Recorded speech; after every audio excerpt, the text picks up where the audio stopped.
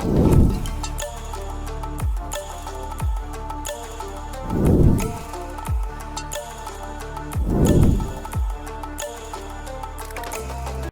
to Far East Wargaming, bringing you another Heresy Thursday. I'm Richard, your host, and once again joining me is Jason.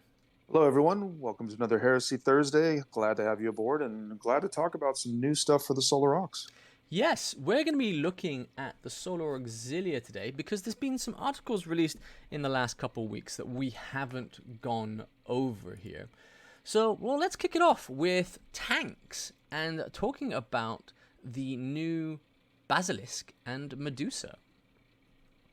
Yes, treadheads rejoice. You now have your artillery, your armored artillery for your Solar Aux force. Of course, it's debatable how effective artillery is in 2.0, but that is a separate topic. But as far as the models themselves, we do have the new Medusa, we do have the new Basilisk. They look really good, right? Just glancing at the photographs on Warcom, these have a similar design to what we saw with the armored Basilisk and armored Medusa that were previously available from Forgeworld and Resin, but they've also got the same kind of design cues that match the new Leman Russ and the new Malkador in terms of the trim and all these different kinds of things, and the dozer blade, the front of the chassis kind of looking like a Dracosan. Really cool. Really like these models a lot in terms of the design aesthetic. The question is just going to be how many of these are you going to see on the table, because let's face it, the rules on these for the artillery is just not great. Yeah, looking at the models themselves, I really do love them. I love the fact that this is a multi-option kit. So from the one kit, you can build both of these. The question will be is whether you'll be able to magnetize it to build both. We'd have to see the sprue and the assembly to see that, because sometimes Games Workshop does make that simple. Sometimes they make it nigh impossible. I'm hoping it's going to be on the simpler side of things for this, because having that versatility of either building a long-range force by using the Basilisk or a shorter range force by using the Medusa will just allow a lot more options for how you field your Solar Auxilia force. Yes, I agree with you. Unfortunately, the articles and from what we've seen so far, we don't get angles of we don't get every single angle for both of these tanks, excuse me. So it is going to be a question of whether or not it can be magnetized. I'm sure there's going to be some enterprising orc mechs out there that are going to be able to do this. But yeah, I mean, they're good looking models. And I think if you're going to build an armored heavy Solar Octilist, these definitely have a place in your force. And that versatility in the single kit is also really good as well. So honestly, I don't have a lot of complaints or criticisms at all about these two particular models. They look good. They match the aesthetic. Nice. Once again, as with the announcements from Games Workshop on their Warhammer community, there is nothing about pricing, but we'll go into pricing later, because I think it's pretty easy to judge how much these things will be priced when you compare them just to all the other vehicles that are out, both in 30k and in Horus Heresy, because this is again another plastic kit. We are moving away from the Forgeworld resin, which is honestly a godsend. The majority of the plastic tank kits I've seen from the Horus Heresy range are fitting together perfectly, or just generally a lot better than in the past. There are a few exceptions with things I have struggled with. I think one of the main ones I've actually seen that's problematic, somebody was talking about a Deredeo taking forever to build. I don't think there's going to be too many parts on this tank. Yeah, don't get me started. I think I was the one complaining about the Deredeo. The new hull design on that is, I'm sorry, it's atrocious. There's gaps between the front upper and lower halves. There's a gap right down the front middle where the pieces join together. Unless everything is dry fit and shaved perfectly, you're going to have gaps. It's going to require filling, but I digress. That's a different subject. But yeah, I think these should probably go together relatively easily, right? I mean, if the other models that we've gotten for the tanks and plastic are anything to judge by, most of those are relatively straightforward and not very problematic. Yeah, pricing remains to be seen. We do have some reference that we can talk about in just a moment. I don't think these are going to be too much on the pricey side based on what else we've seen so far. Yeah, overall a win. One of the little Easter eggs for this, I don't know if you consider it an Easter egg, but it's really the first time I've seen that a enclosed tank, because I believe this is an enclosed vehicle, has a little diorama inside it there with two of the loader gunners there, a whole bunch of ammunition sitting in the bays. I think generally for the Space Marine forces, we get a bit of detail inside, but it's rarely ever seen in the Rhinos, in the Land Raiders, and the Spartan as such. Here, if what we're seeing from the images is true, I'd be very curious on how you display it. You can do it in sub-assemblies. So I used to paint the interiors of all of my Rhinos. I used to actually convert the hatches to open and close. That was in my younger days with more time and patience on my hands. You can still paint the inside of your Rhino relatively easily. You can paint the entire inside of your Spartans and Land Raiders, even fully assembled. It's not that hard. But certainly for those models with that amount of detail, you're probably going to have to do a sub-assembly if you really want to get into all the detail that's available to you. That's how you would kind of tackle those things. And I think it's going to be, if you're that type of person and you want to go to that level, you absolutely can spend a lot of time painting the interiors on these. Well, that covers the two new tanks in that one kit. There was another article which quickly focused on something we'd already seen, but it was a more in-depth focus on the Blas Rifles sections, so how to build them and the versatility of this kit here, because they're giving you 20 miniatures, but they're also giving you the ability to make tactical command squads, a auxiliary captain, companion support staff, or just in general, the tactical command section there is just a very versatile unit. Yeah, you get a lot of extra bits with that command section, it looks like, right? And if you wanted to, if you had multiple boxes and you didn't need to make multiple command sections or whatever else, you could very easily mix a lot of these bits into your standard squads for some variety, or on your squad sergeants. The torsos have a bit more detail or decoration. The heads are nice. You're going to get some extra parts out of this that you can definitely use to jazz up your other Solar Aux models. I think that's cool. I think that's good. Even though these aren't quite as multi-part posable as, like, let's say, your standard or your old school Astra Militarum models from 40K, you do seem to have a bit of flexibility in how you can equip this squad and what you can do with the extra bits. I'd be curious to see the assembly instructions, because they do give you a preview of the sprue here. And from what it looks like, it does look like this will be relatively swappable, or I'm hoping so. Unlike how they released the Krieg, which were multiple poses but individual models for each there, which made it a nightmare to assemble, especially when you have to assemble so many of these. I'm hoping from the indications we're seeing on this, you'll be able to mix and match the legs to torsos to arms. Yeah, I think they will. I'd be very surprised if they go together very differently from your standard Solar Aux models. You were definitely the one of us that went through the pain of assembling all those Krieg for our hopefully someday militia force. These definitely look like they're laid out much better than the Krieg models.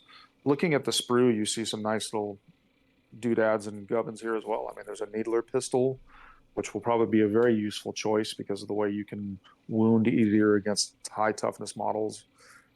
You get hand flamers, you get like all kinds of extra pouches, and is that going to be different than the ones that we can get with the regular kit? Don't know. Probably going to be pretty similar. The mechanized power fist is a nice touch. The comms equipment, yeah, I like it. There's a lot of good stuff on this sprue. And then the final thing for the articles we had was, well, honestly, a very minor one. We kind of already knew what we're to expect here from seeing the Legions Imperialis, but they gave us a very quick size comparison of the Malkador, the Drakon, and the Medusa and the Leman Russ, where it looks really like the Leman Russ and the Basilisk Medusa are in the similar hulls, and the same could be said for the Malkador and the transport there. Yeah, the Malkador is definitely a big boy. He's about 1.5 to close to 1 3/4 the size of a Leman Russ. That matches pretty well with what I recall from the old Forgeworld resin model. He's going to be a big boy. and there's good and bad things about that. I mean, he's going to be difficult to move around and hide on tables, especially if you decide to run these in squadrons or something like this. So something to think about. But the difference in the size is nice. The way that everything keeps kind of the same design aesthetic, I think, is really, really nice. You see the similar types of decoration and trim, regardless of which one of these chassis it's applied to. You see that little World War One throwback, the little trench clearing ramp on the back. That's common for the Malkador, the Drakisson, and the Lehman Russ. I think it's pretty cool that they're giving us this article so that we can kind of see it before we get these things in our hands. And it does seem to match up pretty well with what we had from Forgeworld before. You're right. Running a squadron of Malkadors could be very problematic because I think you do have to run them in squadrons of more than one. I think with all of the Solar Auxilia, if you ran them solo, you're really leaving your squadron or that unit extremely vulnerable just because of the way the rules are written there.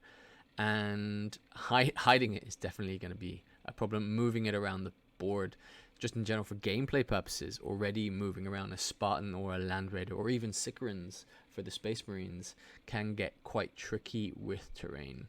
Here, if you're going, what I think a lot of people will favor is heavily mechanized Solar Auxilia. It's going to be very, very tricky. Yep, definitely a big boy. The Drakisson is also a big boy, bigger than the Lehman Russ. So yeah, it'll be interesting. But I mean, again, I think these models are excellent. Uh, Even if I wasn't a Solar Aux player, like I said, for an Allies detachment, I would definitely be getting some of these. I think there's going to be a positive and a negative from the painting side, because if you're used to painting 40K Astra Militarum vehicles like a Lehman Russ, those are going to paint up much faster with base coat, wash, dry brush. These things have a ton of extra detail on them. So definitely plan that, I think, into your painting schedule, unless you want to just forego painting these really nice details that have been put on there. I think dry brush is going to be your friend for a lot of these rivets and things like this. But you're right. I think that you can go ham and paint every single detail. But I think if you heavily weather this and heavily mud it, it'll cover a lot of that in itself. Excited to see them. Can't really wait to get my hands on one in the flesh, in the full size. I think they're going to be beautiful models. And you're right. Speaking of running them as a allied detachment, we've got to talk about the box set itself. We've covered the box set and what's in the box set in the past. But I really wanted to go into a discussion of how many of these you're going to need, or what else you're going to need to buy to really make a viable force. Because even though the box set is looking like an affordable price, what do you have to add, or how many times do you have to buy this box set to make it viable? It's a really good point. I think that there's credit where credit is due, which we'll talk about in just a minute. But this is not still going to be a cheap army to put together. Our estimates in the previous podcast on what we thought the Aethon would cost are proving to be relatively accurate. So let's call this a 600-point box, which for an allied force, quite reasonable, no problem. But if you're building a dedicated Solar Aux army, you're probably going to want minimum of 2 of these, more than likely 3, because you're going to be wanting to run the Aethon in a squadron of 2 to 3. Same thing with the Lehman Russ. And then 3 of these are going to give you only 60 infantry plus 3 command sections. And I say only because in a Solar Aux army, that is not a lot of points at all, right? So even 3 boxes of this, you're only looking at roughly 1,800 points. So to build that 3K list, you're going to have to bulk it out with a lot of other stuff, of which not all of it has been released yet, right? We know that more Solar Aux units are coming, but when we're going to get those, we don't quite know. This could be a pricey army to put together, but like we'll talk about in just a second, it's not like what it used to cost for Forgeworld, thankfully. Yeah, as with everything in Forgeworld, there was a extremely high price for models, especially if you needed a horde army, which the Solar Auxilia infantry really is a horde army. If you wanted to go the infantry route with the Solar Auxilia, you're going to need lots and lots of infantry sections. You're going to need the Ogrins, which I hope they come out with relatively soon.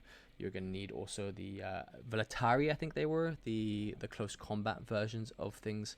These are all other units that I'm sure will come out in plastic soon, but I fear, and this is I think a very long shot, that they might keep some of these in resin.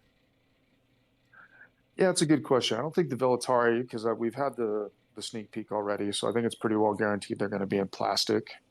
The Ogrins definitely remains to be seen whether or not we're going to get those in plastic or not. Heavy weapons teams, artillery options that are not tanks.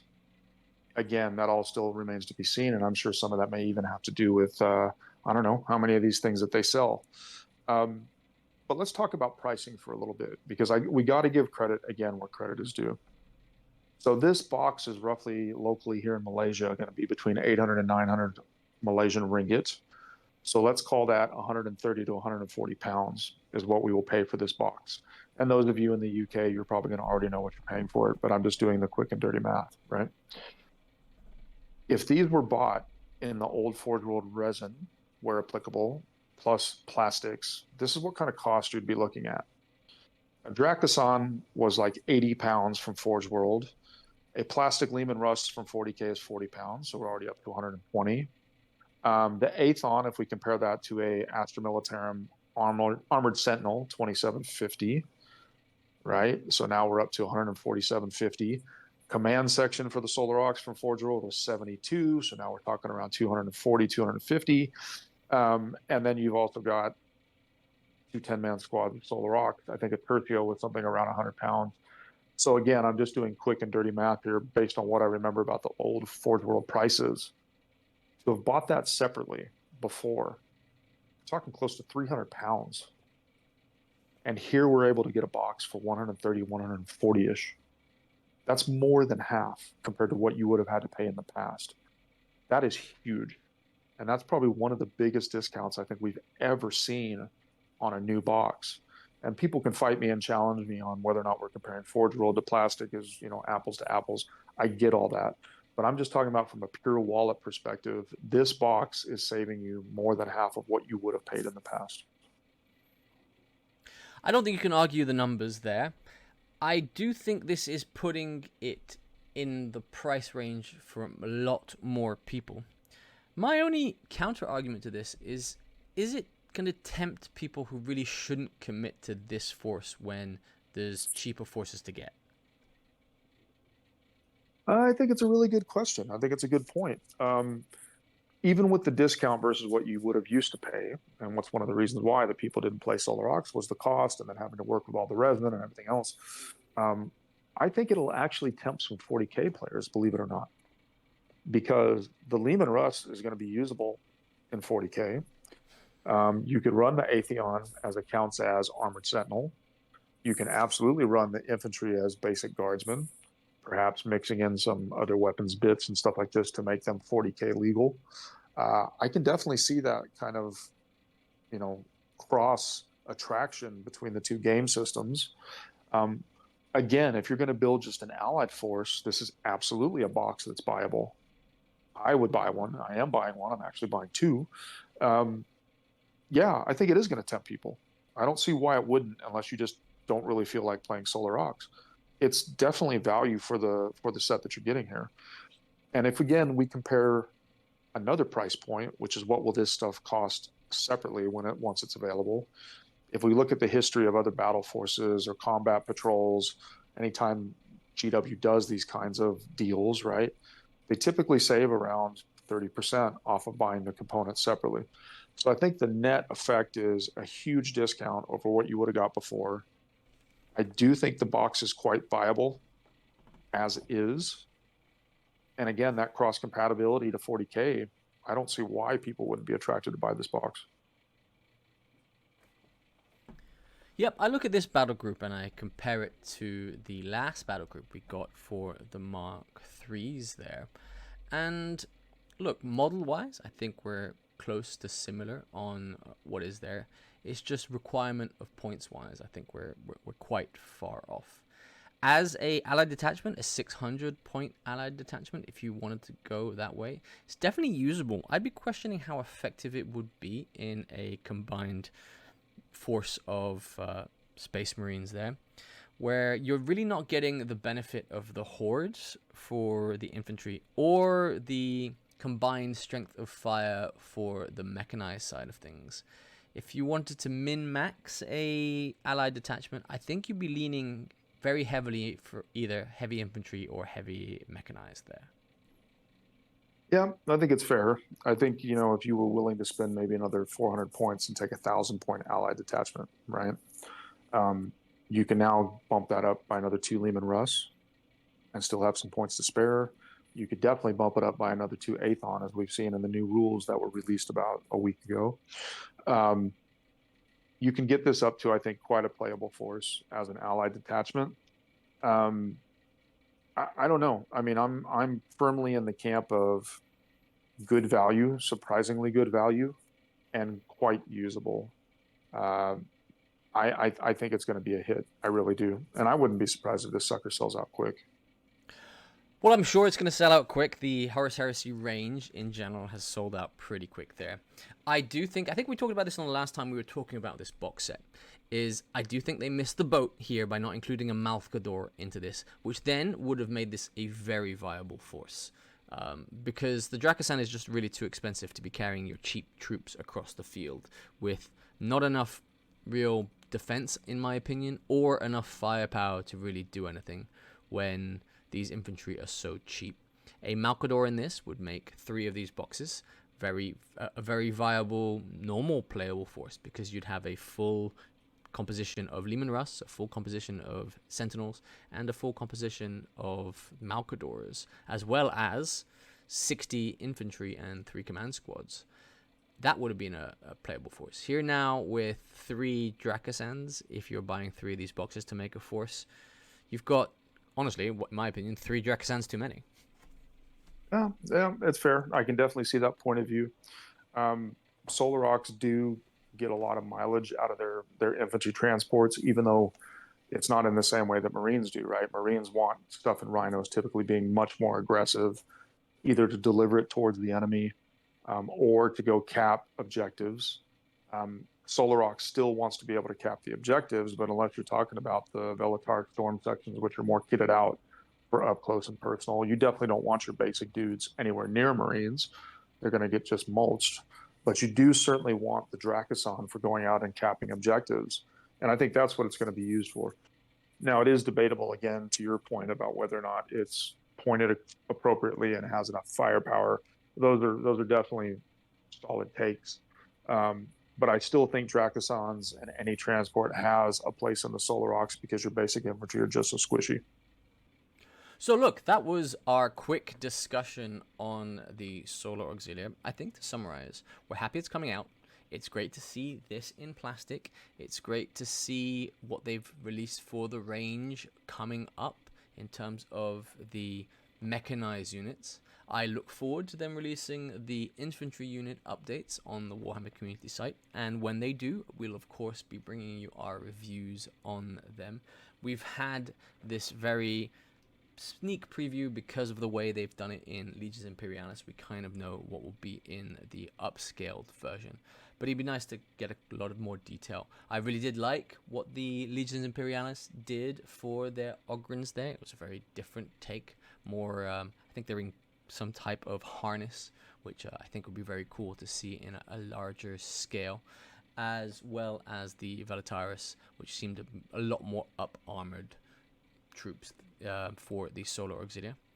But from me, Richard, thanks very much for tuning in. Please let us know if you have any comments, if you agree or disagree with anything we've said.